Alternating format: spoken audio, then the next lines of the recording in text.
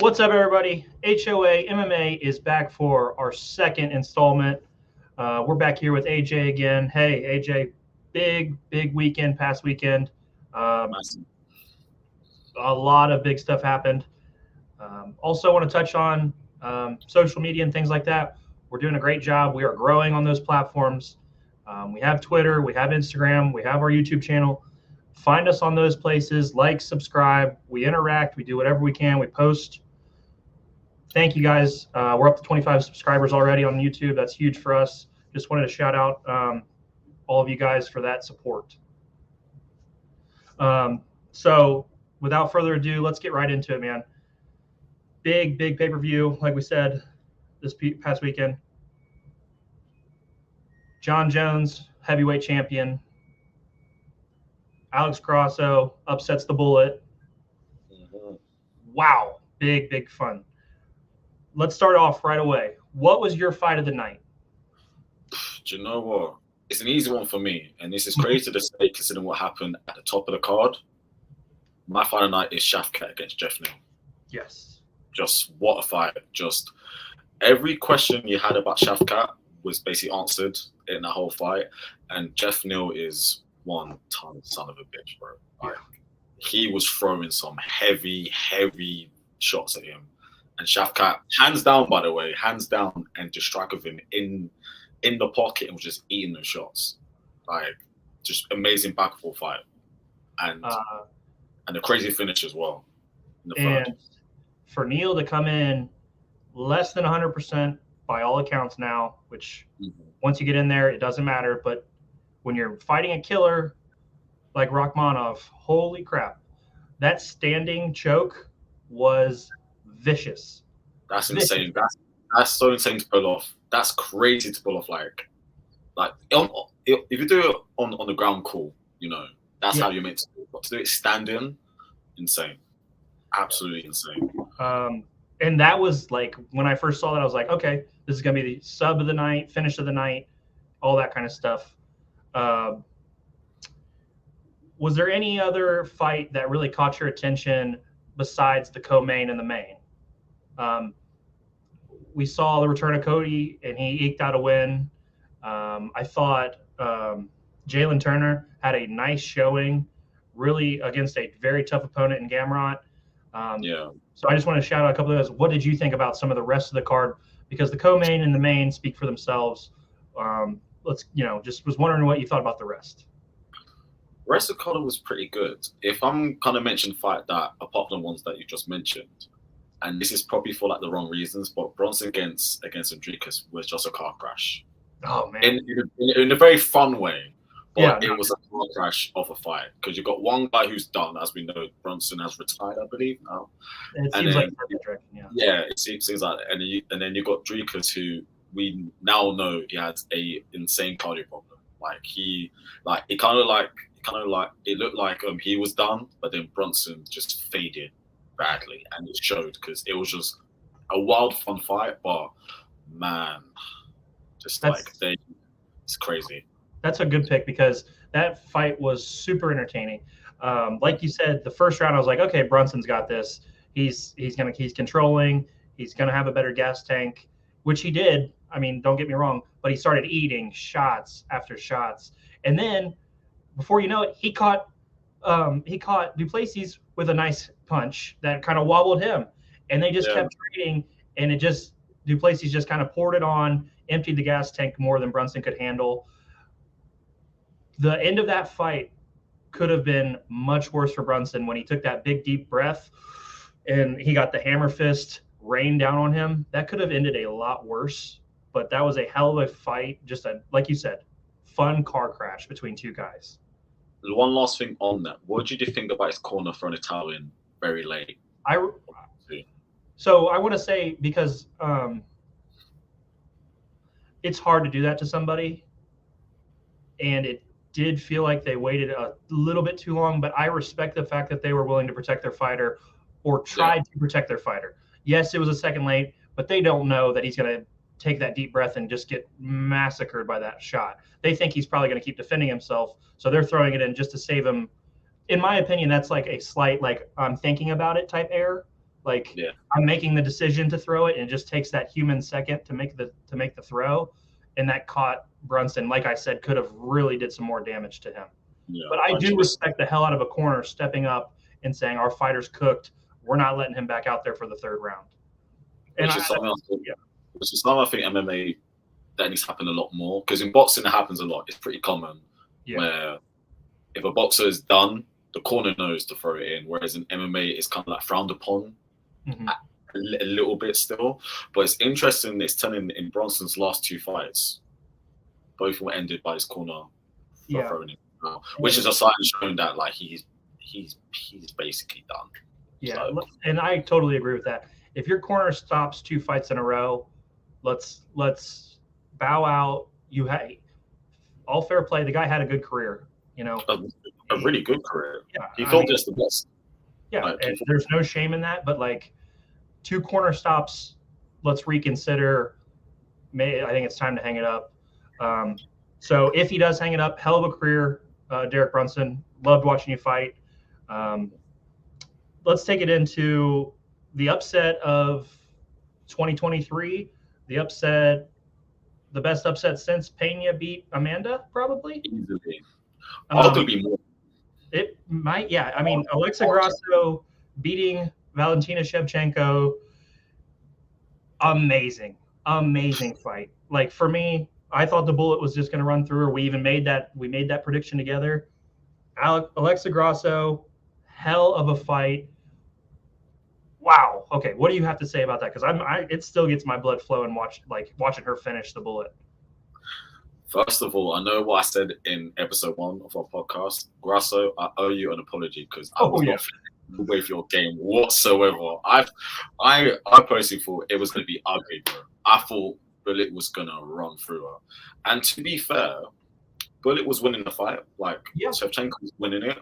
But then there's certain moments where I thought Grasso's giving her some real problems here. Yeah. And especially I've noticed now, as like a southpaw, Shevchenko kind of is not good with them when she's on the feet. Right. But all it took is that one, it's literally just one little error. And Grasso took full advantage of that. Dude, she climbed up the back so fast. Was locked in. You could tell that she's been drilling that so hard in lead up to the fight, just based on how well she did it and how quickly she executed. Impressive as hell. Keep going. It's a credit to her coaches as well, because they've definitely looked at tape and noticed something in her to say, do you know what? If she has a tendency to throw, a spinning back kick. When she does, be ready to go and grab the back. So it's kind of like, it's crazy to think that obviously Grasso was ranked 6th. So she was even fought as the title challenger, really. Yeah. But you can tell the moment when they obviously took the fight, our coaches were like, do you know what? You have aspects of your game where you can win this. Because to be fair, you have literally nothing to lose. If you lose, you can go, do you know what? I'm ranked number 6. Tyler Santos, who should have got the rematch, didn't get it. At least got a chance to fight a top 2 female fight ever. But if you win, you have everything to gain. Yes, you have everything to gain, and she took the absolute maximum of her opportunity, and obviously credit to her. And not even that to win on decision, but she finished her. That's insane. It was so good. And you made a comment about the southpaw. Dude, she was so smooth switching in and out with her hands. Yeah. Like, I was sitting here watching it, and I was like, I made the comment. I was like, oh my God, her quick, subtle changes, and she's back into southpaw, and then she's out. Very, very good fight by her. Like you said, she was touching Shevchenko when they were standing. Obviously, Shevchenko advantage, but you could see that Grasso was in there.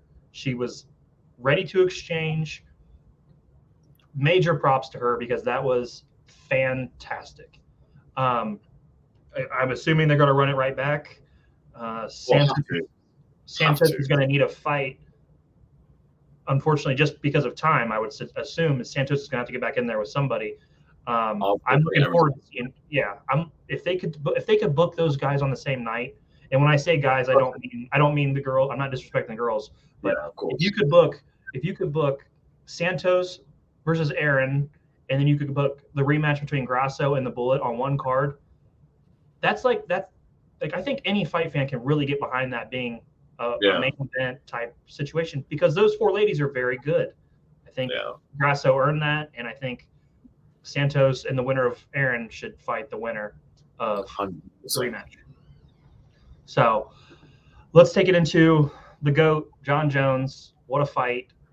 Give it to me. This is your guy. He's been your guy. Let's hear it. Man, I mean, first of all, it was just like surreal actually seeing him back in, like, because it's been 3 years and it's been like a long 3 years. Like the fight against Reyes seems like a lifetime ago now. And there was a lot of question asked, so much questions going obviously into that fight.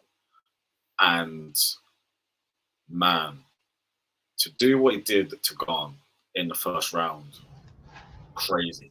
Like absolute crazy. Like he literally did what he was saying all week. I'm gonna make it look easy.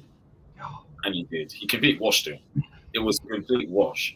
And I know people going on about the whole, Gon might have tapped too early, he might have given up like the position too early. But if you think about it, even on the feet, he was pushing Gon back. Oh yeah. And he controlled the center of the ring with no issue at all. Gon never even threatened to take the middle. Exactly. And normally Gon, even though he's good on his back, he's bouncing and like he'll like throw jabs, like he'll throw leg kicks, like he'll probe around.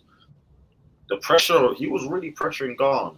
And it was a very unlikely, something that we're not used to him. He threw a really wild like hook, and that's what led towards the takedown. And that isn't like him. Normally he's very calculated. And it was a very, I don't want to say like sloppy, but a very like an ill-advised shot, and John saw that opening and was like, you know what, I've got you now, and now it's what you want. It was just too easy for him. And I think some of the discourse about him tapping was because even the announcers didn't have a great angle on the actual choke. And I've seen some people saying that DC's like being biased or something because he didn't understand what happened and why Gon tapped. Once they turned around and saw, he had him under the chin. He was literally choking the life out of him. Yeah, it was on that angle because there's a lot of pressure towards obviously the back of the head as well. Because I mean, he's literally reaching down on his head and neck. Yeah, he wanted to rip his head off. Yeah. So to that kind of discourse is crazy to me. DC called the fight right down the middle. I don't know, that little bias is not kind of weird. I feel like it's just going to be one of those things where wherever DC says anything that is contrary to praising John, people are going to say, he's been a hater because the rivalry between them. Yeah, but even Joe Rogan couldn't see it, and he was confused too. So I just wanted to throw that out there. I did not understand that. 100%. I think that's. I think so far that's got to be the pay-per-view of the year. I mean, I know it's still early, but that was a lot of good fights, a lot of hype, and I think it lived up to the hype. We got the return of the GOAT. We got a massive upset. We had really strong back and forth fights. Does that sound like something you would put your stamp on? Because I thought that was a hell of a card. I would say easily so far, it's definitely the card of the year. Okay, so this takes us into something. We've got a lot more time to go in the year, obviously. I've posted a couple of these from the accounts. Your top 5 fights to make going forward that are not signed. I'll start off with one that I think has been getting some steam on the internet. Rachmanov versus Colby Covington.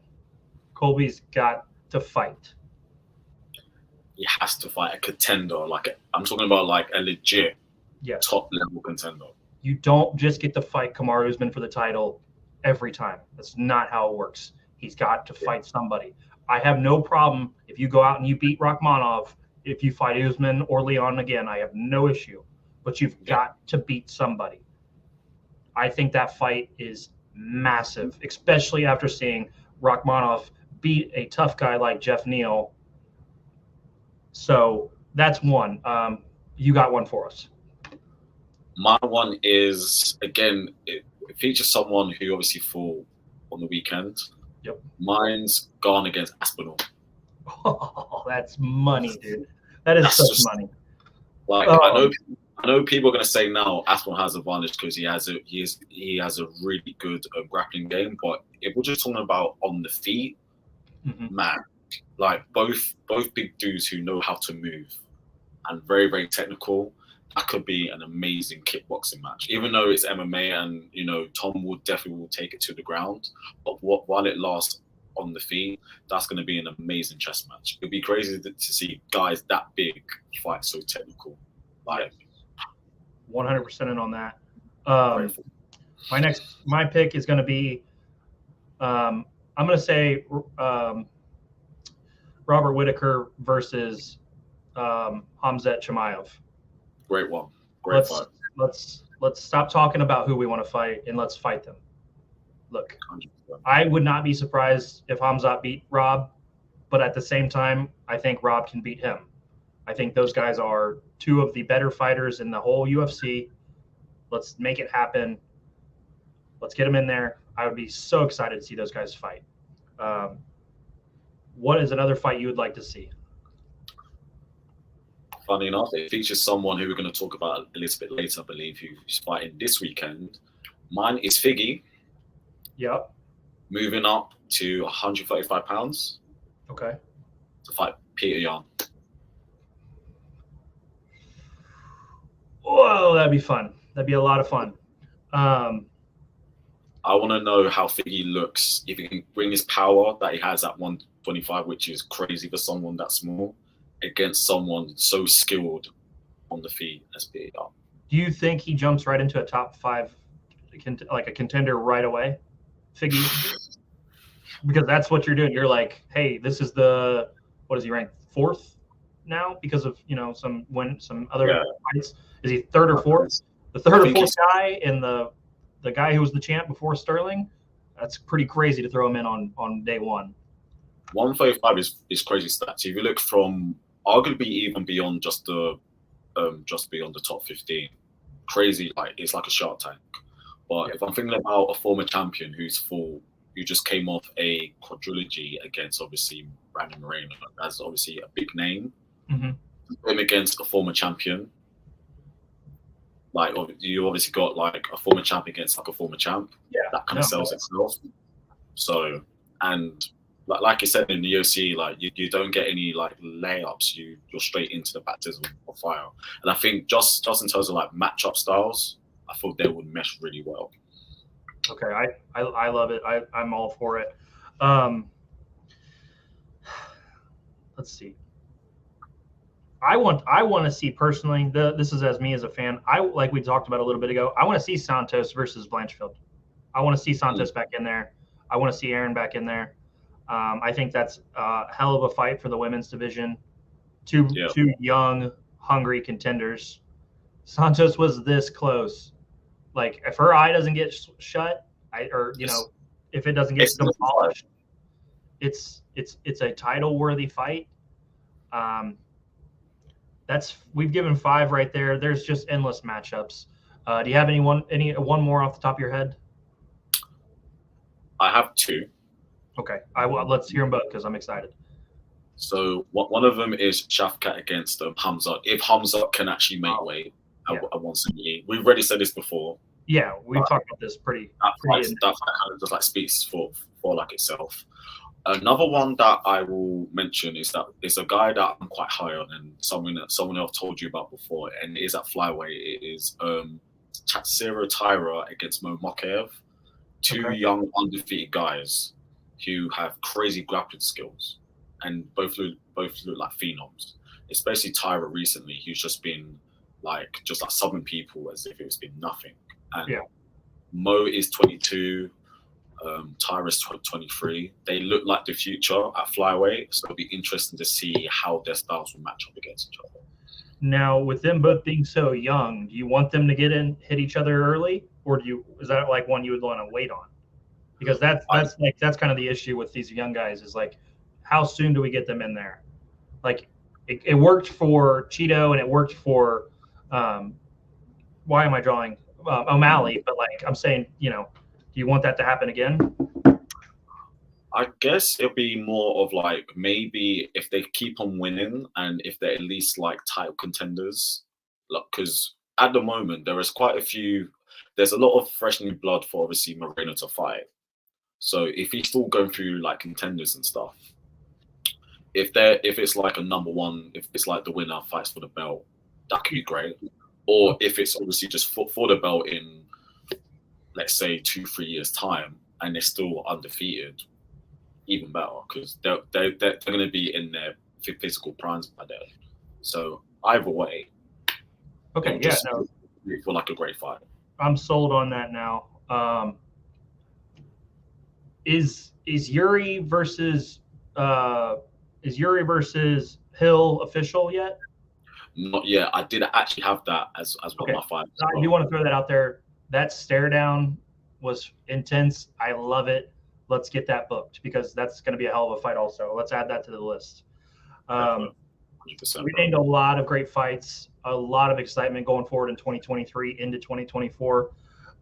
Let's talk about something that's been a topic. It's really come on recently, even to a bigger extent, the pound for pound top 5. I would love to hear your pound for pound top 5, and then I will give you mine. Cool.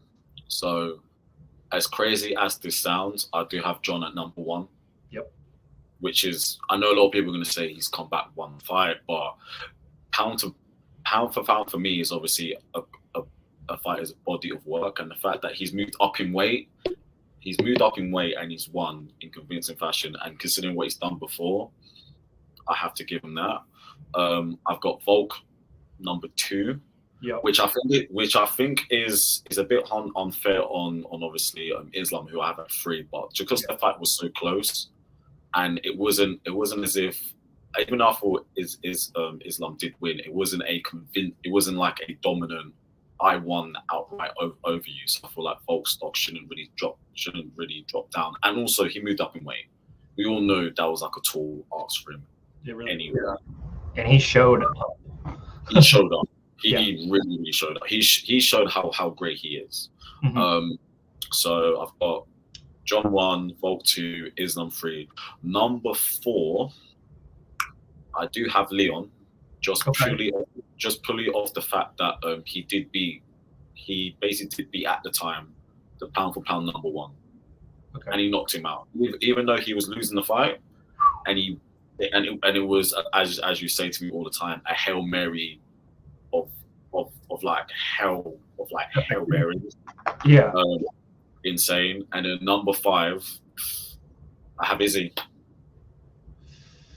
I do have Izzy. Like a little bit of biased out of you. Slightly, but it's just more of a case of like, granted, like he basically got knocked out, but he was winning the fight. He was 3-1. He was 3 rounds to 1 up, and he was a long reigning champ up to that point. Okay, then I'm counter this. Why don't you have Usman in the top 5 then? It's the same story. He was up. He was literally 4 rounds to 0. Only because it's the same. It's literally almost the same thing. It is, but my thing is that Izzy has been more active as a champion. Like he was going through contenders at a more fast pace, whereas Usman was fighting guys maybe once or twice a year. Okay. And if I think about it as well, I would take Izzy's wins over Costa, Whittaker, Cannonier, Vittori, over Colby twice, and also Masvidal, who shouldn't really been in there in the first place. So obviously, opposition does kind of matter. So that's kind of why I skew Izzy slightly above Usman. Okay. In that sense. And then I like the way that you did that, so I accept the answer. I just wanted to poke some fun because those situations are very similar. Oh yeah, of course, 100%. And then so that's your top 5. John, Volk, Islam, Leon, Izzy is your 5. Yeah. Okay. I have the same top 4, but instead of Izzy, I have Pereira because he beat somebody that I think is so fantastic. I've got John, Volk, Islam, Leon, Pereira. I just think even beating Izzy on a knockout where it's empty in the tank, you're going for everything. You still beat a guy who I have a ton of respect for, who is just fantastic. So I'm going to give Pereira a little bit of respect with that one. Of course.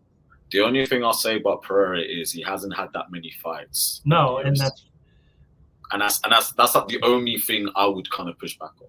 Yeah, no, and that's fair. And I'm such a big fan of Moreno. I almost put Moreno at 5 just because I'm such a fan out of him. But it would be hard for me to put him over like an Usman or even a Sterling at this point for my top 5. So we got another big event this weekend. UFC Fight Night, Jan versus David Shally. How do you feel about this weekend? Are you excited? Have you double checked the card? Because this card got stacked even a little bit more when they added Krylov versus Span. So really a big card. It is very, very top heavy. If you look at the 3 fights at the top of the bill, you always got Jan against Merab, great fight.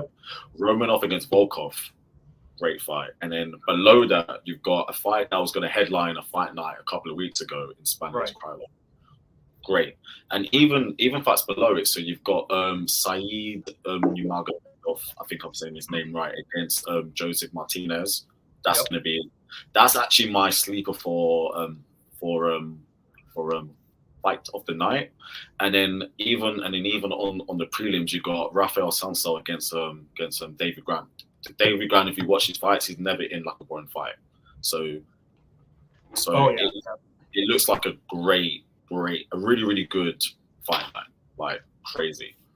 And like you said, Nurmagomedov versus Martinez could steal the night very early.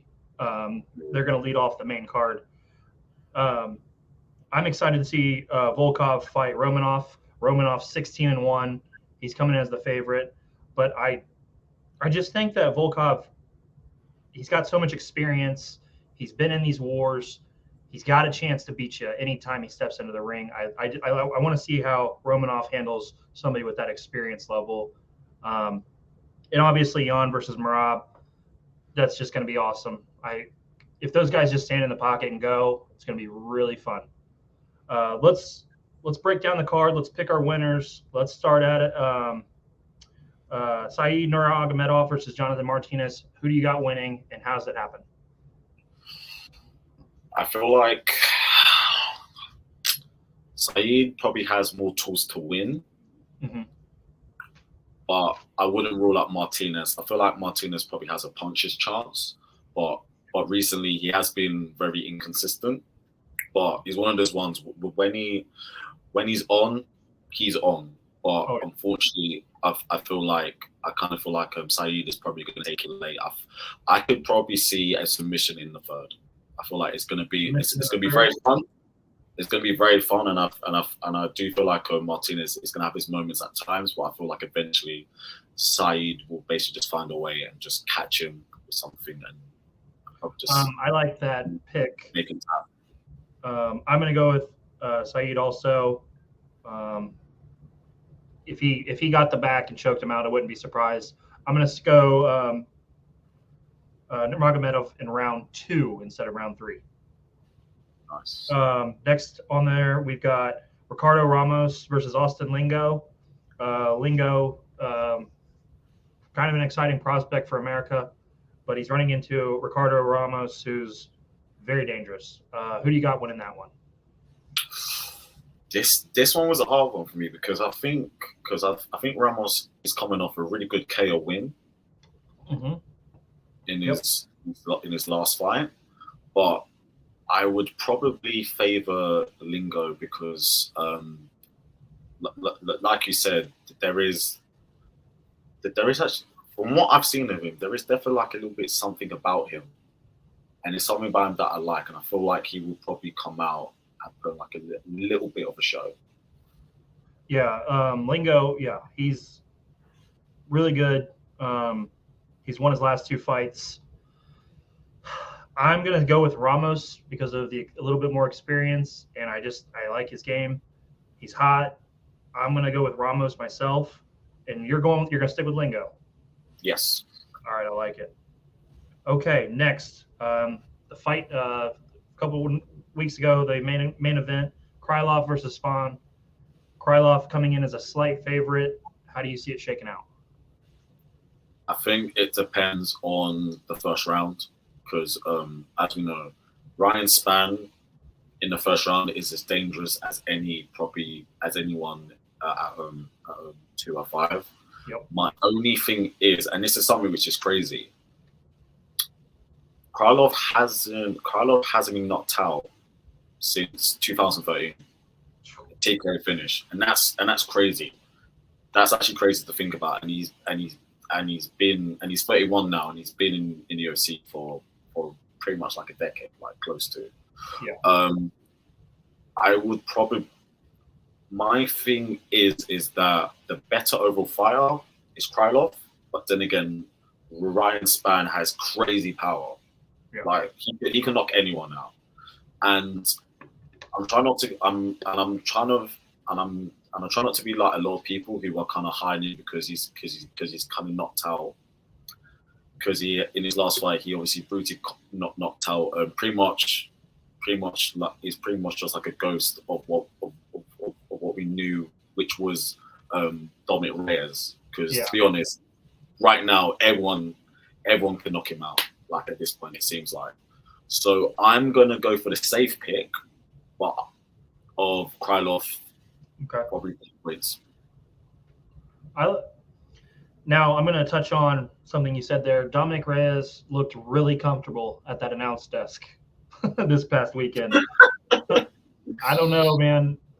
You know, Well, I'm telling you, it's literally the Don Jones curse. When you are a Division II cornerback and you're such a great athlete, bro, come on, man. On the UFC commentary desk, it's been a fall from grace for Dominic, unfortunately, and Spann hit him like a brick. Oh my God! It was a jab that knocked him out. It was a fantastic jab. Like he had, like when jabs are dropping you, just stay at the desk. It's okay. You had your run. You pushed Jones pretty far. Some people even said you won. Some people were crazy enough to say you won. It's okay, man. We got it. You were a hell of a fighter for a couple months. He's in his early 30s, bro. Come on, man. You leave the gridiron, the Division II gridiron, and you come into the cage, and you just think you can do whatever you want. And this is what happens. So I'm gonna take Spann in the first round KO. I want him to get him out of there early. That's the only way I think he could win. If it goes any longer, Krylov's going to take over. Krylov's 3-2 in his last two, and one of those losses was a unanimous decision to Ankalaev, and the other one he got subbed by Paul Craig. If you look at Paul Craig, he's got some crazy weird wins on his resume. Like the dude is like, I just wanted to shout that out. But yeah, give me Spann in the first round with a KO. Or a TKO, however you want to go. All right, that takes us into the next fight. Volkov versus Romanov. I'm gonna say it right now. I think Romanov gets it done. I'm giving him the win. I don't know how he's gonna get it done, but I just think he's gonna take this one. I feel like he's gonna win because it's clear that as good as Volkov is on the feet, he's very easy to take down, and Romanov is a really good wrestler. And so far he has literally run through all of his opponents apart from Tybura in his last fight. So he's probably gonna have something to prove. And also, Romanov is 14th, Volkov is 8th ranked. So I kind of feel like it's clear that obviously they're trying to push him to be like a new one of like the new guys coming up. Yeah. So I do feel like this is Romanov's chance to break through. And like you just said, that's a nice jump too, right off the bat. And then you get to fight a guy who's right outside the top 5. Like you said, they're pushing him and they put him in a situation where he could jump into the top 5 within the year if it goes well for him. So I like you said that because the UFC likes to set things up that way, and it's very apparent with Romanov that they want him to be up there with those other guys. Romanov, the Tybura fight, the decision, close, very close, but I'm gonna have him beating Volkov. That takes us to the main event, a guy that we've had some conversations about, some back and forth. Peter Yan versus Merab. Who you got? How's the shakeout? First of all, I just want to say before I go into a bit more depth, this is a must-win for Yan. Yeah. This is a must-win. You know, I know that obviously in his last 2 fights, you know, he lost against Aljo, and then he lost a close fight against O'Malley, which a lot of people thought he won. I know that you and a few other friends thought that he won. Even I thought he probably edged it.